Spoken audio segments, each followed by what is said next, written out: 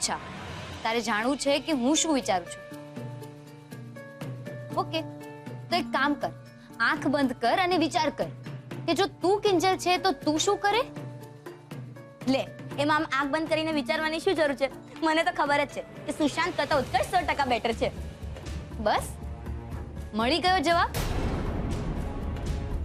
અને સેજલ, જો તારે પણ જાણવું હોય ને તો તું પણ આંખ બંધ કર અને વિચાર કરી લે.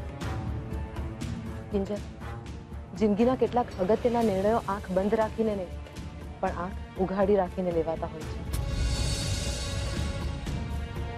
મને ખબર છે કિંજલ, છેલ્લા કેટલાય સમયથી હું તારી સાથે ઝઘડી પડું છું.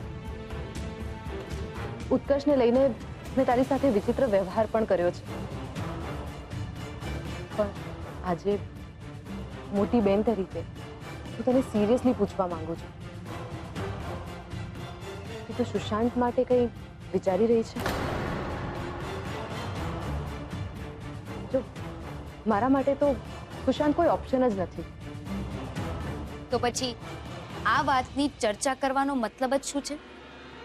મતલબ એક જ છે, જો હું તારી જગ્યાએ હોત ને તો ઉત્કર્ષની સાથેનો ઝઘડો અને મતભેદ બધું જ દૂર કરવાનો સામેથી પ્રયત્ન કરે અને એની સાથે દોસ્તીની નવેસરથી શરૂઆત કરે. તો શું કહે છે, હું વાત કરું એને? Good night.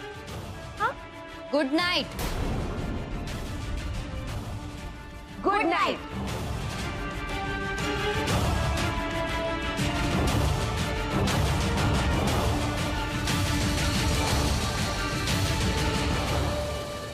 સેજલ પણ મને ઉત્કર્ષની સાથે પેચઅપ કરી નાખવાની જ સલાહ આપી રહી છે, જે મેં નક્કી કર્યું છે ને જે સુશાંત કહી રહ્યો છે.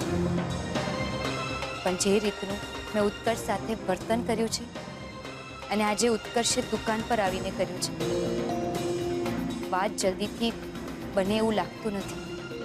અને આ બધું જેટલું સહેલું દેખાઈ રહ્યું છે એટલું છે નહીં.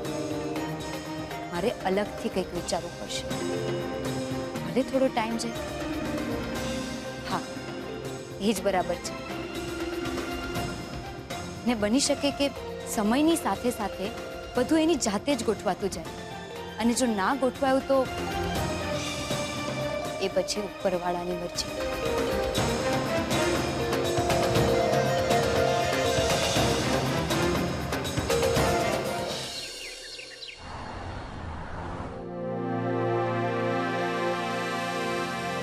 પપ્પાજી, અરે સેજલ બેટા, તું કેમ અહીંયા આવી? મેં તને કહ્યું તું ને ઘરે રહેવાનું.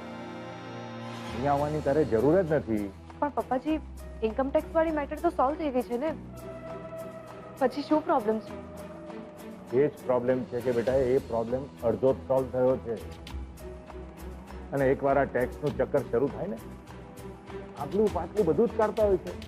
અને એમાં તે ભૂલથી એકવાર સીએ તરીકેની સાઇન કરી છે, જે કાયદાની દ્રષ્ટિએ ગુનો છે બેટા. એટલે હું નથી ઈચ્છતો કે એ કારણને લીધે એ લોકો તને હંમેશને માટે બેન કરી દે. પણ પપ્પાજી, મને તો તમે જ સાઇન કરવા માટે કહ્યું હતું ને?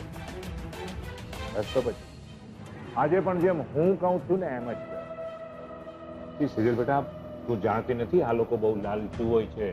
ગમે ત્યારે ગમે તેવી ડિમાન્ડ કરે છે. ક્યારેક કેશની ડિમાન્ડ કરે તો ક્યારેક નહીં, એટલે ડિનર કે પછી ક્વોલિટી ટાઈમ. સમજે છે ને તું? Quality time. બેટા, તું મારા ઘરની આબરૂ છે, એટલે મારી ફરજ છે કે આ બધી વાતમાંથી મારે તને બચાવવી. પણ પપ્પાજી, આવું કઈ રીતે બની શકે છે? માસુદ સંઘવી પાસે બધી વાતનો તોડ છે બેટા. એમાં જ્યારે એના ઘરની વાત હોય ત્યારે તો ખાસ.